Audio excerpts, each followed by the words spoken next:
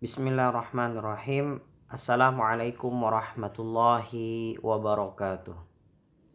Innal hamdalillah nahmaduhu wa nasta'inuhu wa nastaghfiruh wa na'udzu billahi min sururi anfusina wa min sayyiati a'malina may yahdihillahu fala mudhillalah wa may yudhlilhu fala hadiyalah. Asyhadu an la ilaha illallah wahdahu la syarikalah wa asyhadu anna Muhammadan abduhu wa rasuluhu la nabiyya ba'dah. Qala rabbi syrah li sadri wa yassir li amri wahlul 'uqdatam min lisani yafqahu qawli. Allahumma la sahla illa ma ja'altahu sahla wa anta taj'alul hazna idza syi'ta sahla. Pertama dan yang utama adalah kita mengucapkan syukur kita kepada Allah Subhanahu wa taala atas segala nikmat ya, atas segala kucuran rizki dari Allah Subhanahu wa taala yang Allah limpahkan kepada seluruh makhluknya, baik yang di langit maupun yang di bumi. Allah tidak membutuhkan apapun, tetapi makhluknya lah yang membutuhkan Allah Subhanahu wa taala. Salawat serta salam senantiasa tercurah kepada Nabi besar kita Muhammad sallallahu alaihi wasallam, kepada keluarganya, sahabat, tabi'in dan tabi'in, dan insyaallah kita pengikutnya hingga yaumil akhir. Nabda bi kalimatil basmalah. Bismillah. Kaifa halukum? Bi khairin alhamdulillah. Wa kaifa asbahtum? Asbahna ala fitratil Islam wa kalimatil ikhlas wa ala dini nabiyina Muhammadin sallallahu alaihi wasallam. Demi keberkahan majelis kita, mari kita mengucapkan memulai dengan kalimat basmalah. Bismillah. Kaifa halukum? Bi khairin alhamdulillah. Wa kaifa asbahtum? Asbahna ala fitratil Islam wa kalimatil ikhlas wa ala dini nabiyina Muhammadin sallallahu alaihi wasallam. Teman-teman semua yang dirahmati Allah, ya, Masya Allah, tanpa terasa kita sudah melewati 6 pertemuan. Bentar, iya betul, 6 pertemuan teman-teman ya. Di materi yang lalu, materi kemarin itu kita menyelesaikan pembahasan kita di tema bumi ya. Masih ingat kemarin kita membahas bumi, bagaimana proses terciptanya bumi. Lalu yang kedua kita juga mempelajari proses awal bumi terbentuk ya. Terus kita yang ketiga mempelajari rububiyah Allah, bumi rububiyah Allah, yaitu Allah lah yang memiliki langit dan bumi. Dan yang keempat itu kita juga membahas apa sih fungsi bumi ya. Bumi, fungsi bumi itu apa ya, yaitu sebagai tempat makhluk hidup bertempat ya, tempat di mana makhluk hidup itu tinggal teman-teman. Dan di pertemuan yang kelima kita membahas bagaimana proses kehancuran bumi ya, ketika bumi diratakan dan bumi mengeluarkan segala isinya ya, yang ada di perut bumi, yaitu orang-orang yang sudah mati ya, dimulai dari Nabi Adam alaihissalam sampai orang terakhir yang diwafatkan di muka bumi ini, semuanya dikeluarkan pada hari akhir. Dan kemudian kita juga membahas tentang proses kehancuran bumi ya, dimana bumi itu nanti akan dihancurkan oleh Allah, yaitu langit akan menjadi retak ya, yang tadinya langit itu kokoh, langit itu kuat menjadi retak ya. Terus juga gunung ya, yang gunung kita melihatnya sangat besar, Masya Allah, sangat indah sekali ciptaan Allah yang bernama gunung ya. Tetapi gunung itu, gunung yang sangat besar itu akan diangkat oleh Allah dan akan dihancurkan pada hari kiamat. Dan bumi pun bergoncang, benda-benda langit pun saling bertabrakan, sehingga terjadilah kehancuran di alam semesta termasuk di bumi. Dan kemarin kita membahas ya 7 pertemuan, mohon maaf ya, bumi yang baru, yang mana ketika hari kebangkitan itu buminya bumi yang baru. Bumi yang baru itu tidak seperti sekarang bumi yang kita tempati ya. Mungkin bisa dikatakan ya ini bumi yang lama ya saat ini, nanti ada bumi yang baru pada hari kiamat ya. Yaitu ketika tiupan yang ketiga setelah tiupan al-fazah ya, tiupan yang mana mengejutkan alam semesta, langit dan bumi, lalu tiupan kedua yaitu tiupan as-sa'iq yang mematikan seluruh makhluk hidup yang ada di langit dan yang ada di bumi, dan yang terakhir itu adalah tiupan yang ketiga. Apa itu tiupan ketiga? Yaitu adalah tiupan al-qiyam, tiupan yang membangkitkan seluruh makhluk hidup yang ada di langit dan yang ada di bumi ya.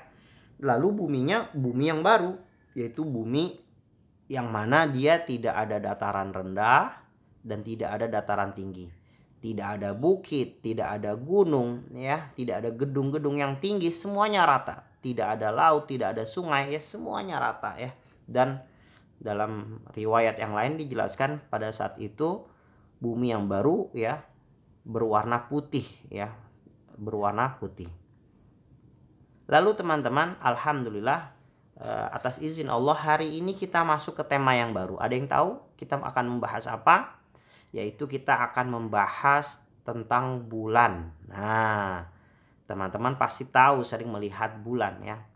Tapi sebelum itu izinkan Ustadz akan membacakan ayat yang akan kita pelajari di hari ini.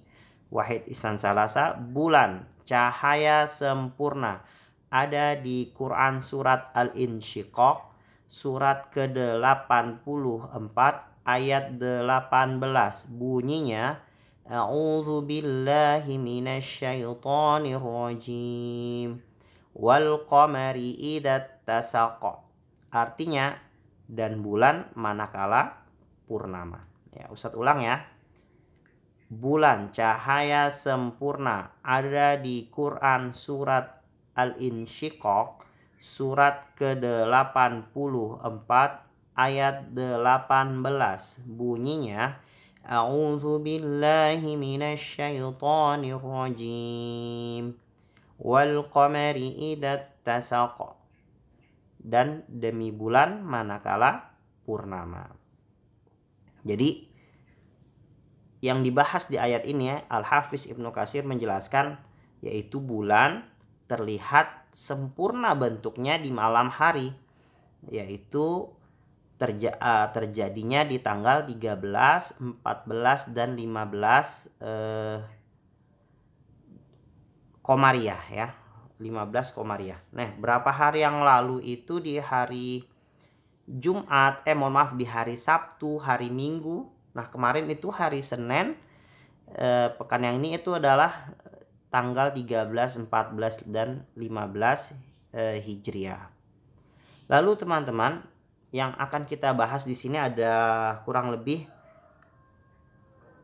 ada 3 ya, yaitu pertama yang menciptakan bulan itu hanyalah Allah Subhanahu wa taala. Lalu yang kedua, bagaimana proses bulan purnama itu bisa terjadi, dan yang ketiga kita akan membahas macam-macam bentuk bulan. Ya, ini nanti akan Ustadz lampirkan saja ya bentuk-bentuknya, dan teman-teman akan diberikan penugasan untuk menggambar bulan ya.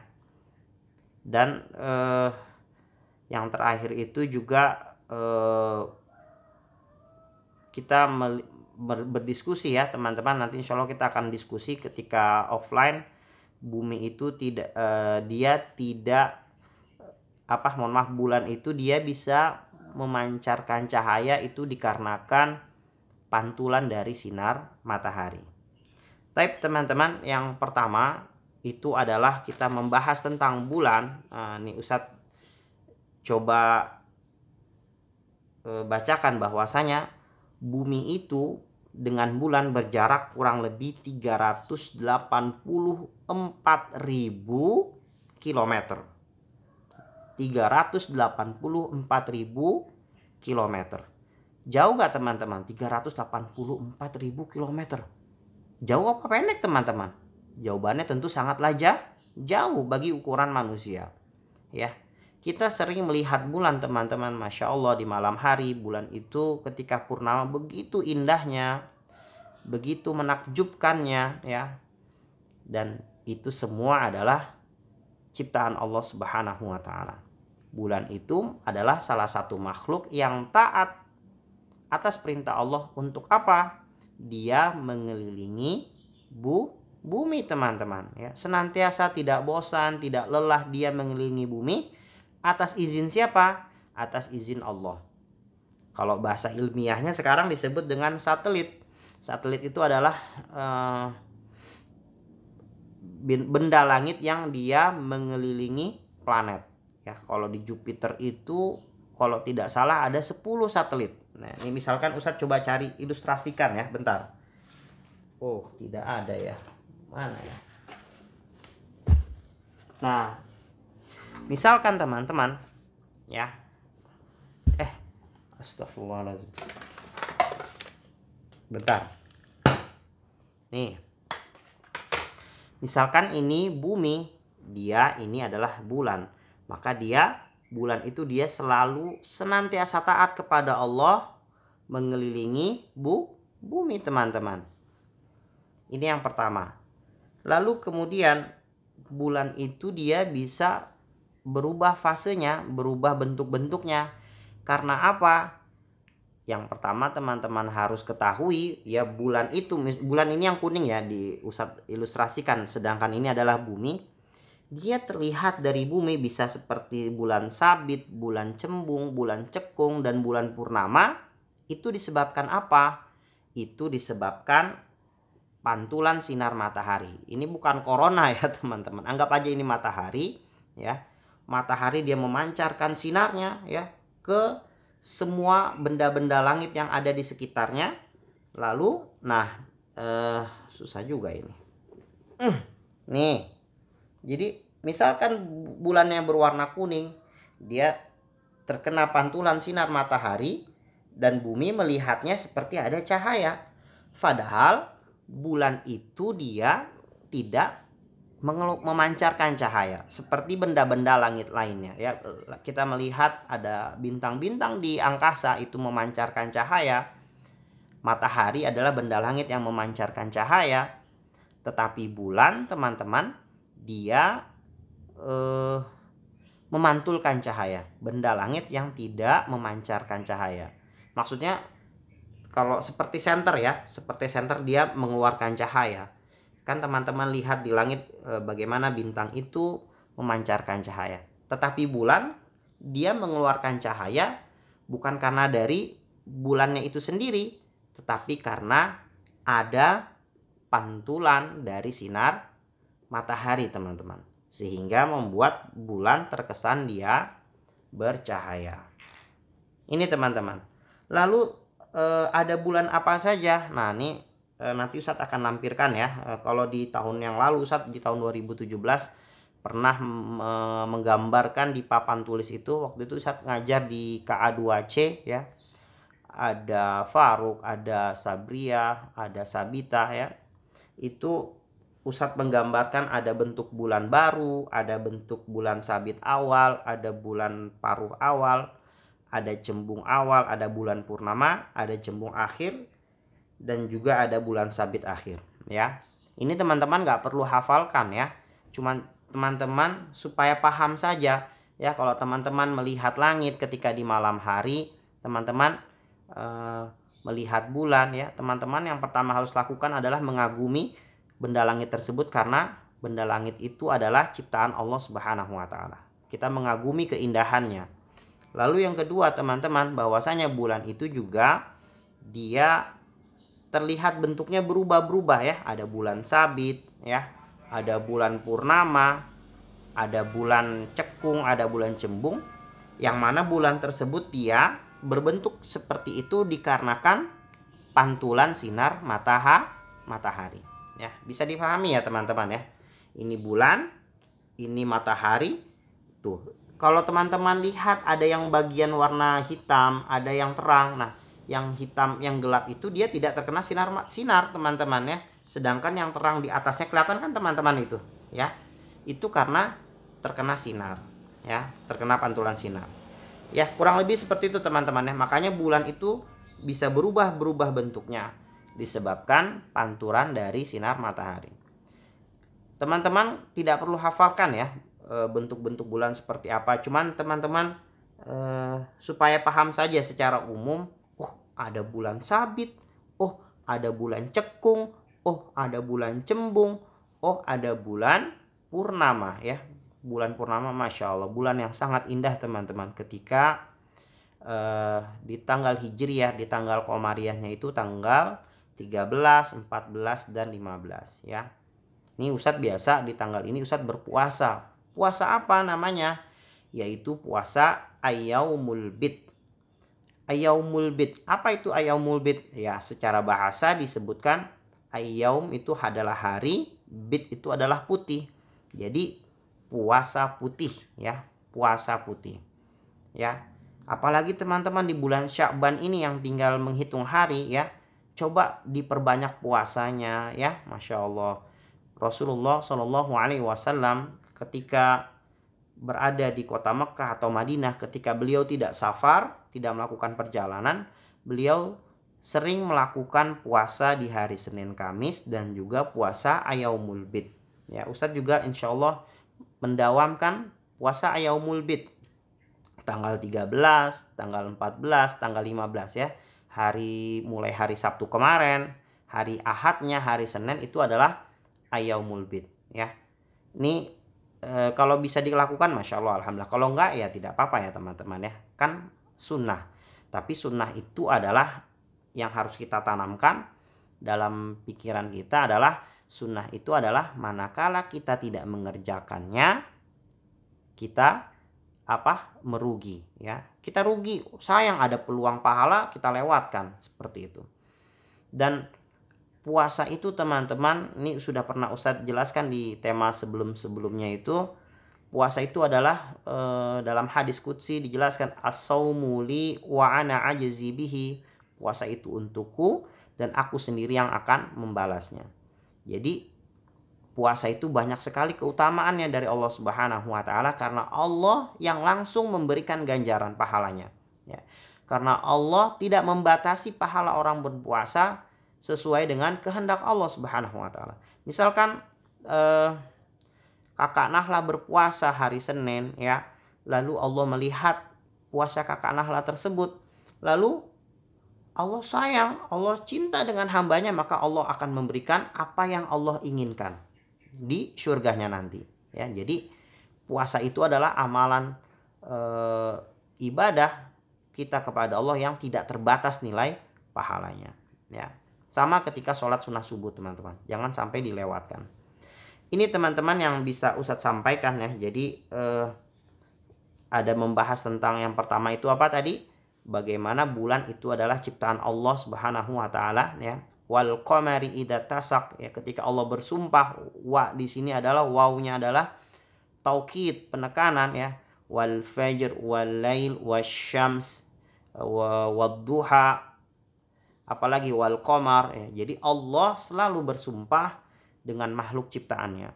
Ketika Allah bersumpah dengan makhluk ciptaannya, maka itu adalah sesuatu yang besar, sesuatu yang mengagumkan, sesuatu yang menakjubkan ya. Amazing ya, sesuatu yang awesome ya kalau kata orang Inggris ya. Sesuatu yang betul-betul menakjubkan ya, sesuatu yang memiliki keutamaan oleh Allah Subhanahu wa taala ya. Watin wazaitun ya, itu Allah bersumpah kepada makhluknya. Nah, wal qamari idza tasak, Allah bersumpah dengan bulan manakala dia purnama. Lalu yang kedua tadi kita membahas apalagi bentuk-bentuk bulan ya, bentuk bulan. Dan yang ketiga tadi kita juga membahas keutamaan orang berpuasa di tanggal 13, 14, dan 15 ya. Dalam hadis di riwayat Bukhari itu dijelaskan teman-teman bahwasanya orang yang berpuasa di dalam sebulan itu, dia berpuasa tanggal 13, 14, dan 15, dia seperti berpuasa sepanjang setahun. Masya Allah teman-teman. Ini yang bisa Ustadz sampaikan. Nanti penugasannya Ustadz akan lampirkan, yaitu membuat bentuk-bentuk bulan. Yang benar datangnya dari Allah Subhanahu wa taala, yang salah dari Ustadz pribadi sebagai hamba yang lemah. Ustadz mohon ampun kepada Allah Al-haqqu min rabbik fala takunanna minal mumtarin. Wassalamualaikum warahmatullahi wabarakatuh.